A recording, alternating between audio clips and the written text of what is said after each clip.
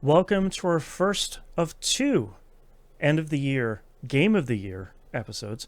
I'm your host, Boston. Joining me as always is Moonpeer Hello. and the Nymph. Hello. We're here to talk about all of the games of this year and maybe some of last year. Well, we'll see how it goes. But if you haven't listened recently, or maybe you're a new listener, we have kind of a two-part, 2-week spectacular here as we're off on vacation. We're celebrating the end of the year by not recording anything after recording double at the same time. It all shakes out. Anyways, this is the first episode here. We'll get to the big list in the second part here next week. But in this one, we're going to cover 5 topics. Let me break them all down. We'll get into them a little bit more in detail as we hit the specific segments here. We're going to talk about our year in gaming. That'll be our first topic here. We'll talk about 2025's best old game, 2025's Alpha Protocol, our favorite award of the year. We're going to take a look back at last year's Game of the Year list for each one of us. And then we're going to do a Fantasy League wrap-up for our video game publisher, Fantasy League. We're going to talk about where everything sort of shook out over the 2025 Fantasy League here. All right, let's get into our year in gaming. We're just going to go around the horn and talk a little bit about how was our year in gaming overall? Did we kind of play what we wanted? Did we get to discover a bunch of new stuff? Did we catch up on our backlog? Did we somehow miss playing all 20 games we really wanted to play, and we played 5 more that maybe didn't turn out? You know, how did everything turn out for this year? I'm going to start with you, Moon. How was your 2025 in gaming? Oh, mine went spectacularly well for like 3 months, 2 months. Like January and February was a lock-in, and then March hit, The rest of the and games my came life out, has yeah. not been the same since. Right. Um, I, I spent too much time working this year. I spent not enough time at home with free time doing anything, as life careened from disaster to disaster to disaster. So I did not play anywhere near as much as what I wanted to play. Like, I had a really, really cool grand plan idea for this year in video games, and then I just didn't get to do any of it. Right. So my list is completely different to what I hoped it would be, Okay. That's sort of exciting, but though. that's fine. Yeah. Yes and no. That's Nimp, what was your 2025 in gaming look like? So I made the decision to go back to college and get my bachelor's this year. So, like Moon, I was fine until like January 10th when classes started. Right. But at that point, though, we had a lot of good games come out this year. Yeah. And all the ones that I currently have on my list are ones that I specifically set aside time to play because I knew I wanted to talk about them. So I feel like I didn't get to play as much as I would have liked to, but I was able to play most of the games I wanted to for this year. Right. Right. But Yeah, I'm kind of in the same spot. I don't think I got to the games this year that I knew I was going to get to. There were a bunch that I knew I was going to get to, and I got to. But I feel like this year was a lot of like, oh, okay, this is the first time I've heard about this game coming out, and it comes out next week, and it looks incredible. And oh my God, I just played 40 hours of it. You know, one of those Yeah. things. And it's like, okay, but maybe X, Y, and Z games, maybe I didn't necessarily get to those, or maybe I played a little bit and kind of got pulled off in other stuff, but maybe not. I don't think my list of games I played looks anything like the list I was expecting it to this time last year. Of like, of course I'm gonna get to all of these games, and like I starting in, I think it was August, I started doing full-time streaming. So I'm like, I have a little bit more kind of discrete time to play games throughout the day every weekday. Yeah. So like that helps a little bit, but it's even sort of like, well, I should check this thing out because it looks cool. Oh no, I spent a whole bunch of time at that. So like, I don't think I had a difficult time this year playing stuff, but the list looks a lot different from what I would have assumed it would look like. So I will say that for me this year, planning has been very interesting because there's games that I have bought. Like, you guys have not heard me talk about Trails Through Daybreak 2 right. because I had decided that came out in like January or February, and I decided, okay, I am probably not going to get to this game this year, but I'm safe knowing that I am one of like 12 people that are playing this game, so I am Right. not going to get spoiled on it. That's true. And Yeah. and I am at the point now at this time of year where it's like the next Trails of game, Horizons, comes out end of January, beginning of February. Okay. So I'm like, I'm just gonna wait until 2026, play this game, and then Horizon will come out, and then I'll play that game. Oh, there you go. Yeah. Back to back kind of thing. Right. But there's been a couple times where it's like, all right, cool, like I have a couple games where it's like, all right, I know I want to talk about this on the list. I can't start another game because in a week or two, the game I want to talk about is going to be coming out. Right. So now I just have to find something for me to preoccupy myself with so Right. I don't start this other game. And there was a lot of that going on. But yeah, I feel like that's one thing from 2025 that I think looking through my list and kind of looking through the releases and stuff, it has been a really strong year, kind of no matter what you're into. I feel like there has been a big release, or at least a like notable indie release of like, oh, I haven't played one of these games in forever, or we had a big roguelike this year, or we had a big like Monster Hunter, we had a big, any sort of these games, a big MMO this year, that sort of thing. Like, I feel like each type of gamer got something huge released this year, which I think is really great. yeah. All right, let's move on to our second thing here, which is 2025's best old game. So this is typically, when we talk about best old game, this is just a game that didn't come out this year, that we played this year, that we really loved. It doesn't. There's no real requirements outside of that. It came out 20 years ago. Great. It came out last year. Sure, why not, man? It's a remake of something you've never played before. Yeah, man, screw it. Just put it in the list anyways. Like, this is definitely one of the kind of looser descriptions here for some of it. So, Moon, we're going to start off with you again. What's your 2025's best old game?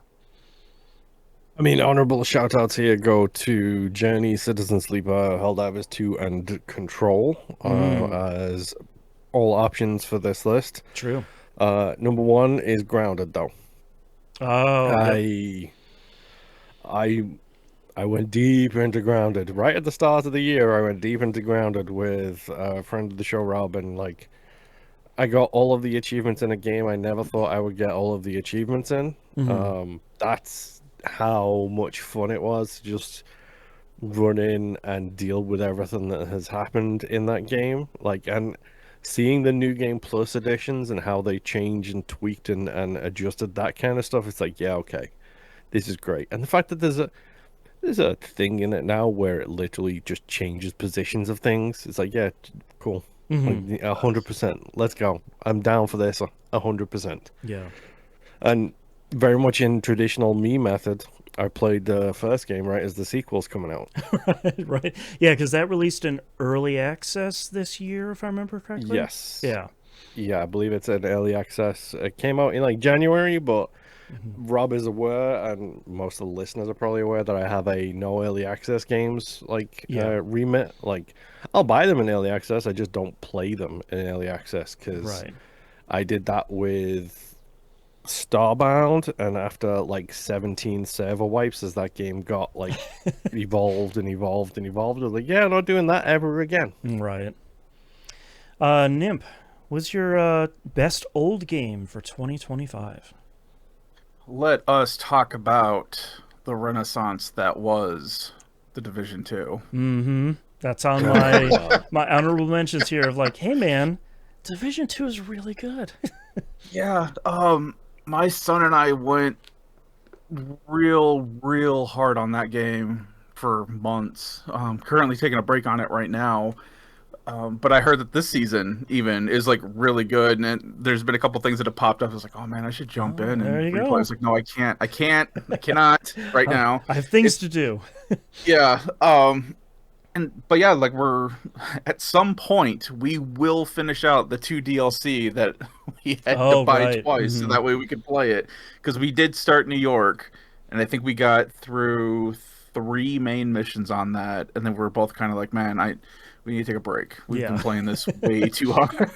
So, but yeah, definitely Division 2. It is still a good game to play even now. Yep. So I'm looking forward to the future stuff. Yeah, I have Division 2 on my honorable mentions along with Stanley Parable, which is a way better game than I had even anticipated, even though everybody said, hey, this game is really great. Peglin, which is that Peggle roguelike, which is really good. And Wild Frost, which is Moon and I played that for We Roguelike It, WeRoguelikeIt.com, which The turned out to be... animation in that game is insane. And also, like, such a really great introduction to deck builders. It's a very focused, small-scale deck builder, which I think, for me, made me, unlocked that part of my brain of like, oh, okay, I think I get deck builders now. You know, even after playing Slay the Spire and a bunch of other stuff, played that and went like, oh, okay, I just needed a smaller one to understand how to play this subgenre. But the one that won out for me this year is Luck Be a Landlord. Moon and I played that on We Roguelike It, and I think when we started it, when you see Luck Be a Landlord and anyone talk about it, it's like, yeah, it's like a slot machine roguelike. And it's like, okay, cool. But then we were just talking about this on a We Roguelike It ranking.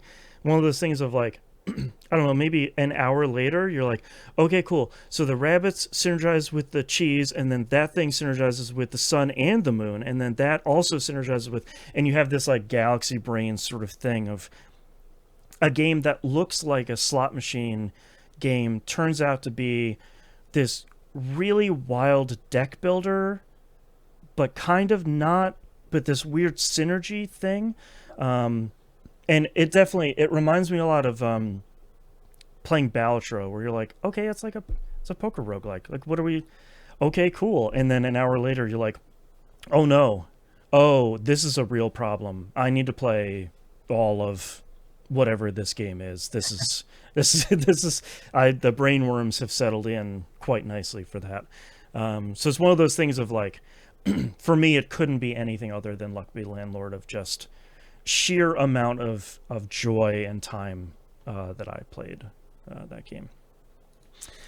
Next up, we do have 2025's Alpha Protocol. So this is one of my favorite awards that we give here on the show.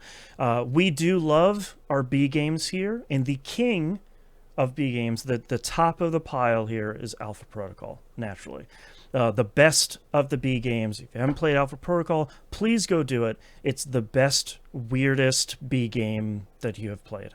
And how we define B games is kind of, it might not be very polished. It's not the most polished game you're going to be playing, but it's a diamond in the rough. You're going to play something super unique, super weird. Maybe it has some systems that come together really well on top of each other. It does something super unique, or maybe it's kind of like a game that does something with a genre you've played and loved forever, but a brand new take on it. So kind of like, oh, it breaks itself entirely. Exactly. So it really is that kind of, that the B game, we say that complimentary, kind of diamond in the rough, really special game that came out this year. So Moon, what is your Alpha Protocol for 2025? Well, I have 3 for this. My 2 non-winners was Subnautica and Lost Records Bloom and Rage, because I feel like it was really well made, but so broken in so many different ways. Yeah. If it wasn't such a heart-wrenchingly terrible end of the game, then not terrible, but disappointing, like lackluster, then that would probably get it. And if we had a But character instead, of the year for 2025, Cat from Lost oh, Records would number 100%. one, Cat 100%. takes it with a bullet every Yeah. single time. Yep. But my actual winner of the award has to be X8. We did it Ah. for Game Club. It's a game that created a genre, arguably, which are now known as anomaly games, but it's basically just 3D spot the difference, Yeah. essentially. Except you don't have a reference photo, you have to do it from memory, which is what makes it even more interesting.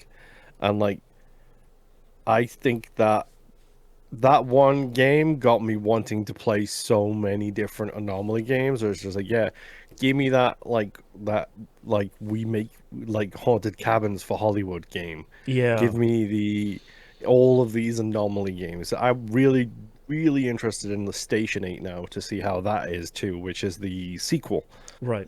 to the X8. So I think it's a phenomenal game. I absolutely adored it, and it's really short and fun and simple to play through. And I think it was like $8 when it came out. Yeah, it's so only like, a couple bucks. it's Yeah. well worth your time. Yep. Nimp, what is your Alpha Protocol for 2025? My Alpha Protocol is Star Wars Outlaws. Oh, yeah. Yeah. Right. I with a heavy heart. No. Yeah, so I enjoyed playing the game. I enjoyed the story that they were attempting to go for, but unfortunately the gameplay, the way that it ran, and the story all kind of fall just a little short. But I would still, on sale, recommend anyone buy this and check it out. Right. One of the biggest glaring issues was that you're supposed to do like a lot of stealthing in this game, and the stealth is very like basically if someone sees you, you just round a barrel, break line of sight, and all of a sudden you're not being found. You know, no one's Oh, alerted sure. anymore, kind of thing.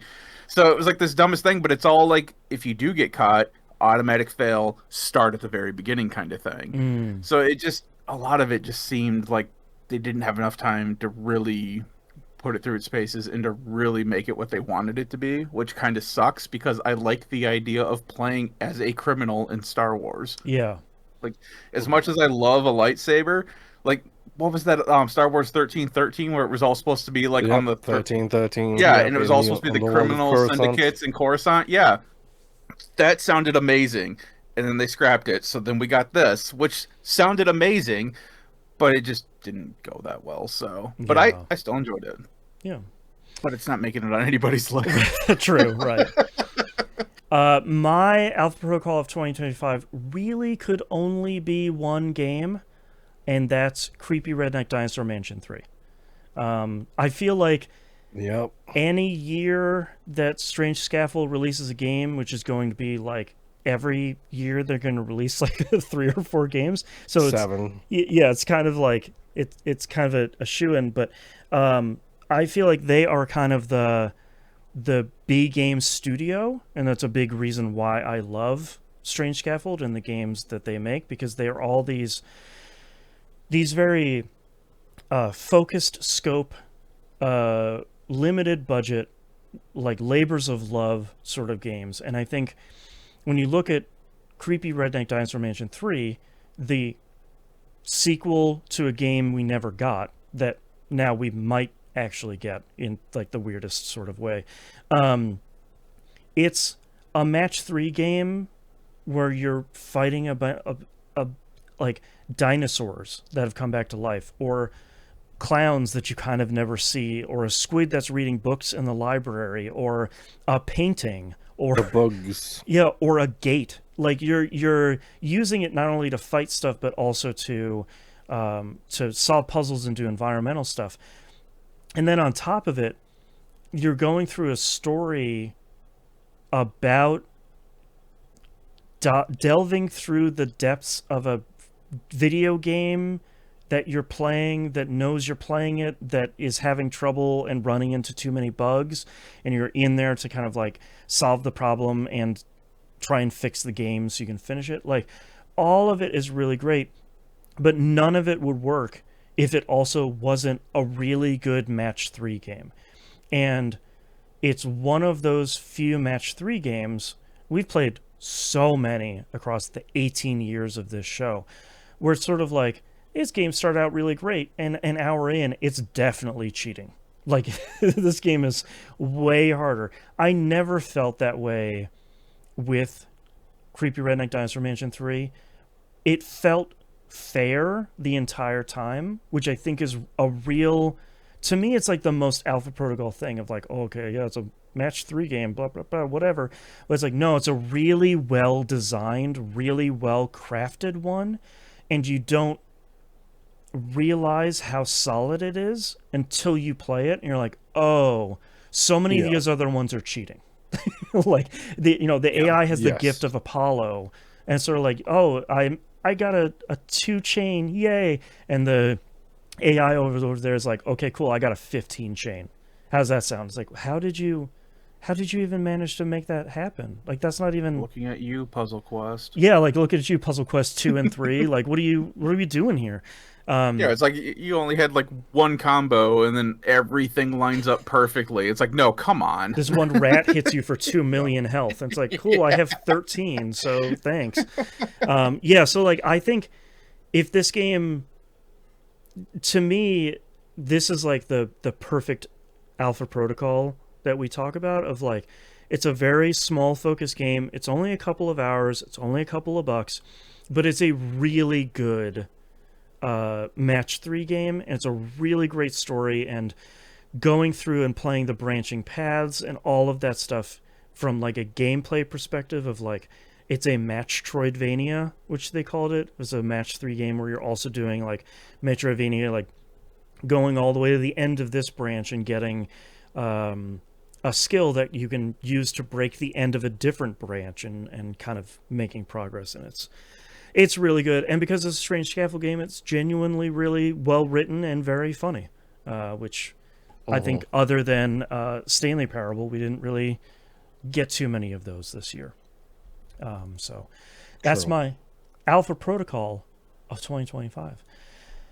Let's talk about last year's Game of the Year list. Moon, in a second, I'll have you go through your 10 to 1 of your last year's list. Is there anything you kind of felt, with the gift of hindsight here, that maybe is a little too low, a little too high in your list? Anything you'd want to kind of move around? What's the general vibe of last year's list as we're kind of looking back before we look forward in the year? How did your 2024 Game of the Year list look? I mean, Helldivers 2 should probably be higher, but also I would only place it higher based on my experience playing that this year. Sure. What number was it for you? I played it a lot more.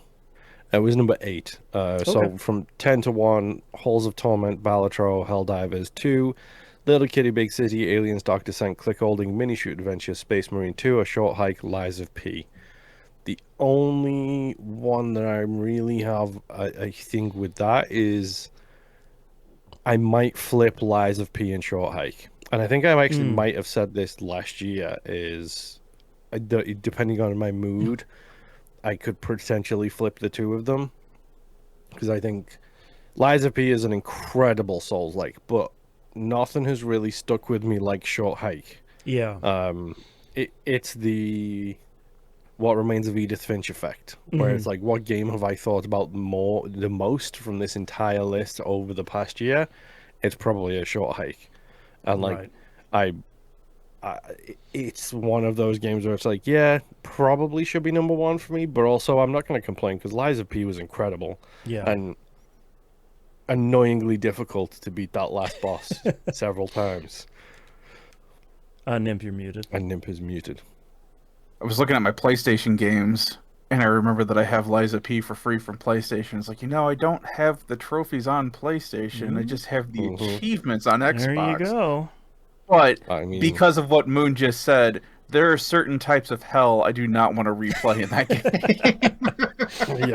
Yeah, the unnamed is the king and the unnamed are the two bosses in that game where I'm just like, yeah, I don't want to go back to those two ever again. Right. But they also gave me that moment of like, especially when I beat them on like the third New Game Plus playthrough, where I was just like, yeah, okay, I got this now. To beat the unnamed, you basically have to have a perfect run, Yeah. and that is very difficult to do because it's insane. But like, it's been a long time since I played a Souls like, and that was so satisfying to get that completion out the way and done. Everything else I think still deserves to be on there. Like Space Marine 2, I had a great time with the guys. I would love to go back to that, but time being what it is for everybody involved, it's a problem. Helldivers 2 should probably be up there, or it probably should have been on my old games list if I would have thought about it, but I didn't. Sure. Like everything else I think is pretty solid. Like Balatro didn't click with me like it clicked with everybody else. I Yeah. liked it. It just wasn't there for Didn't me. get its So hooks in you. yeah, so like I'm okay with the list, to be honest. Nimp, what was your top 10 game of the year list for 24? How's that look like? So my list still looked really good. Hmm. I wouldn't really change anything. And going through mine 10-1, I had Spider-Man 2, Prince of Persia: The Lost Crown, Unicorn Overlord, Final Fantasy VII Rebirth, Legends of Heroes Trails Through Daybreak, Legend of Nyuta Boundless Trails, Renatus, Helldivers 2, Metaphor ReFantasio, and then Stellar Blade. Hmm. And I still will pull up Stellar Blade's store page and be like, do we have any new story content Right. DLC yet? Right. And it sounds like they are still planning on making a sequel for it, and I am down for that day one. But Stellar Blade, I had so much fun playing that game. And I'm real happy that it's doing like super well on PC right now too. Yeah. It's had the highest sale and review count on Steam so far compared to a lot of other PlayStation. In fact, I think it's actually the highest of all wow. PlayStation games that have come to PC. So, but yeah, like I don't think there's any of these that I would really move around. Maybe Reynatus I would move down like a spot or two. Sure. Thinking back on it a little bit more, but like there's nothing. I don't see anything else major that I'd be like, oh yeah, no, this should have been number 1 and it was in 10 kind of thing. Right, or like, why did I put that on the list? Ugh. Yeah, it's like Yeah. these all feel good to me. Right. And highly recommend every single one of them, especially Spider-Man 2. My God, was that such a great game to play. Right. Yeah, unfortunately, I'm just bland. I chose what I chose, and I'm sticking with it. Yeah. My list is actually, I'm fairly happy with it as well overall, I think. From 10-1 for me is Life is Strange Double Exposure, Caravan Sandwich, Final Fantasy VII Rebirth, Prince of Persia: The Lost Crown, Mini Shoot Adventures, Like a Dragon Infinite Wealth, UFO 50, Astrobot, Animal Well, and Balatro.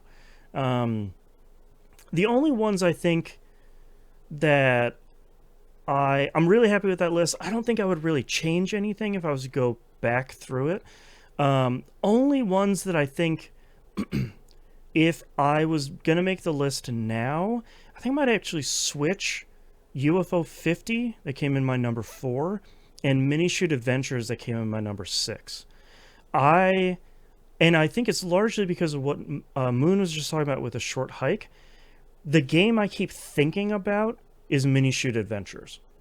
And I keep thinking like, man, what a great, like super unique, super tight, very focused, like twin stick shooter Zelda game. And I know that description still sounds weird, but if you play it, you'll get in a little bit and you're like, oh no, yeah, it is a twin stick shooter Zelda. And it's one of those that I'm like, man, I really wish that was on more stuff so I could bully people into playing it, because I think that's a game that more people need to play and spend. It was like less than 10 hours, I think, to get through almost 100% of that game. And it's so good. And I think looking at UFO 50, I think it's still an incredible game.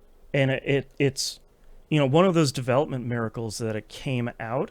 I think it's a real bummer that's not on anything else other than PC and Switch. Like, it got a big console release, and that was just coming out on the Switch. And we haven't seen hide nor hair of it coming out on Xbox or PlayStation platforms, which I think is a real missed opportunity, because I think more people need to play that game and check it out. But when I look at a lot of the other games in this list, like Caravan Sandwich, and like Prince of Persia: The Lost Crown, and a lot of other games like that, Animal Well especially, those games stick in my mind a lot more than I think UFO 50 does. And again, it's a really great game, but I think it doesn't have that like short hike thing of like, oh man, remember playing that the first time? Ah, what a game. Yeah, man, maybe I could play that for an hour. Still one yeah, of my sure. favorite pieces of music in video games. Yeah, exactly. Like, there's something about it that kind of sticks with you long term that you can't really predict when you're making a top 10 list or the game of the year list. And that's part of the reason why I want us to look back at last year's list, not of like, ugh, I was so stupid, I can't believe I put that game in that list. It's more of like, remember that game? I haven't stopped thinking about it for the last year. And that's a game that we can talk about again, and we can sort of fondly remember of like, yeah, man, Mini Shoot Adventures, really great. Put another plug in there for that. Go play that game. Another Game Club pleasant surprise there. But yeah, otherwise, very happy with how my list turned out. Before we say goodbye, let's talk about our fantasy league here. For anyone that maybe is a new listener, we were playing the video game publisher Fantasy League over at fantasyleague.games, if I remember correctly. Yes. Yep. Fantasycritic.games. Fantasycritic.games. Thank you. I don't know why I always forget that. I should have looked it up. So if you haven't played that before, you start a fantasy publisher and you draft games that you think are going to perform well during the year, and you're doing all of the fantasy sports league stuff. You're drafting stuff, you're dropping things, you're counter picking, you're doing all the stuff. It's just you're picking all video games. I think all of us had much more of a blast than we were expecting. Around this time last year, it was just a lot of like, hey, people seem to really like this. Who wants to try this along with us? And we got 13 people coming in this year, and we had a ton of fun. We actually have the league maxed out for next year with 20 people. So if we have more people for the next year, I will have to pony up some cash and do a conference. So then we'll have multiple leagues, which I'm kind of excited about. So check out for 2027's league. Look out for the East Coast West Coast Conference. Yeah, exactly. I do want to mention, we will talk about the top 5 here, but there's a special request from the person who's at the bottom, which I normally wouldn't do, but she specifically wanted a call out as the most incorrectest or least correctest. I don't know which one it'll be. She'll get to choose once she hears this. But Feyrer came in her very proud 13th place. For a very long time, her score was negative. So it meant that like a bunch of games were really received very poorly, and I think a counter pick did very well. So it sort of got messed up in kind of 2 different ways here. But she really wanted a specific call out, and I was happy to oblige here that her team, the Captive Audience, did pretty poorly in a way that she was very proud about this year.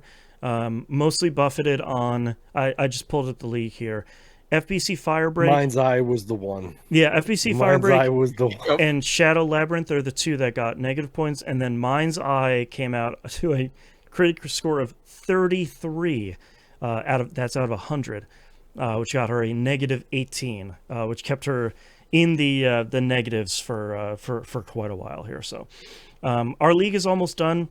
I think it almost only has like a week or 2 left. So I would be very surprised if someone else takes the bottom spot here. So let's talk about the top 5 here. Toric 00 at number 5 here at 84.48 points. Myself and number 4th spot at 91.9. Shino did 92.47. Right next to Shino, Bilsifer 92.67. So you'd see those like 3 spots are all kind of neck and neck there. And then all the way at the top, Crazy Cat Gentleman at 116.67 points. And that was pretty incredible watching that. And that was largely because they picked Hollow Knight Silksong that actually came out this year to a critic rating of 91, and also picked out Clair Obscure Expedition 33 that came at a critic of 92.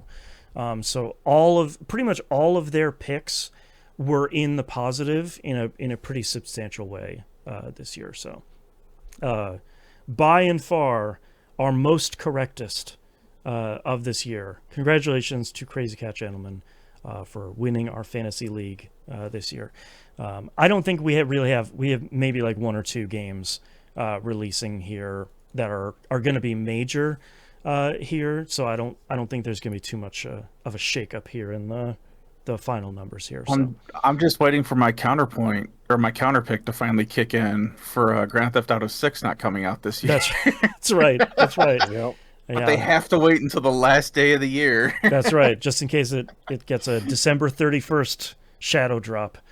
Yep. Yeah, but that again, that was a lot of fun. I think 2026 will be even more fun with 20 people here. And if you're not on the Discord server, please join discord.tvgp.tv. And you can keep an eye on the league through the whole year and wait for me to light the fires this time next year to say, all right, we're doing the next year of the league. Hop in.